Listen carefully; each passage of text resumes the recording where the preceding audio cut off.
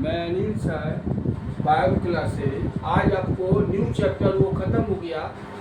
आज इकोलॉजी हो गया पारिस्थितिक विज्ञान। इकोलॉजी किसको कहते हैं?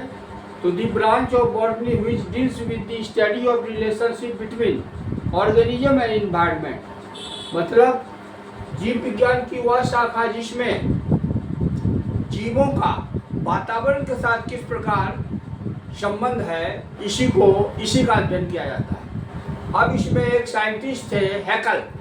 अकॉर्डिंग टू अर्नेस्ट हैकल, उन्होंने इसका परिभाषा दिया इकोलॉजी का कि abiotic and biotic relationship between organism animals with their environment. मतलब उन्होंने कहा कि और जैविक संबंध जो होता है जीवों में, मतलब जंतु में अपने इन्वायरमेंट के प्रति, यही इकोलॉजी है। अब दूसरा साइंटिस्ट जो है अकॉर्डिंग टू टायलर का कहना है ecology the science which deals the inter relationship between organism and atmosphere. इनका कहना है कि इकोलॉजी वह विज्ञान है जिसमें जीवों और वातावरण के अंतर संबंधों को यह डील करता है। तो यह हो गया इकोलॉजी का डिफिनेशन। अब है ब्रांचेज ऑफ इकोलॉजी, इसकी शाखा। इसको जो है आपको 8 ग्रुप में बांटा है। फर्स्ट है ऑटो इकोलॉजी। ऑटो इकोलॉजी किसको कहिएगा? तो व्हेन पार्टिकुलर ऑर्गेनिज्म और the organism of same species जो है, ये जो कहलाएगा ऑटो की, ये खास जीवों का या एक ही जाति के जीवों का जो इफेक्ट इन्वायरमेंट में होता है सामुदायिक लाइफ में, वो हो गया ऑटो इकोलॉजी। उसके बाद है सीन इकोलॉजी। सीन इकोलॉजी है when the different groups of organism and it's relation is studied under. मतलब जब विभिन्न वर्गों के जीवों और उसके रिलेशन का स्टडी होता है। ये 2 पार्ट में है। एक है एक्वेटिक इकोलॉजी, इसमें आता है जलीय जीव।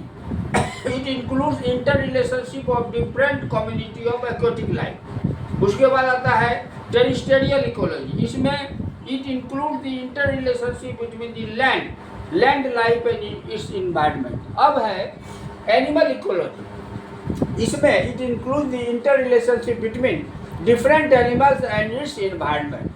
मतलब इसमें जो है विभिन्न जंतुओं के बीच वातावरण का क्या रिलेशन है वो बताता है, क्या अंतर संबंध है। फिर है प्लांट इकोलॉजी, वो सेम है। It include the inter relationship between different plants and it's environment. अब हैबिटाट, निवास स्थान। It includes different natural habitats of organism of biosphere. जीव मंडल के जीव अपने प्राकृतिक आवास, विभिन्न प्राकृतिक आवास में किस प्रकार रहते हैं, उसको इंक्लूड किया गया है। उसके बाद है 6 नंबर conservation of ecology. Conservation ecology है it is included the conservation of organism, माने जीवों को संरक्षण करना है विभिन्न प्राकृतिक स्रोतों से, उचित प्रबंध से, उसके प्रयोग से और इन्वायरमेंटल व्यू से। उसके बाद है रेडिएशन इकोलॉजी, इसमें आता है different types of radiation and radio active material, इसका क्या इफेक्ट है ऑर्गेनिज्म पर और वातावरण पर, इसको डील करता है।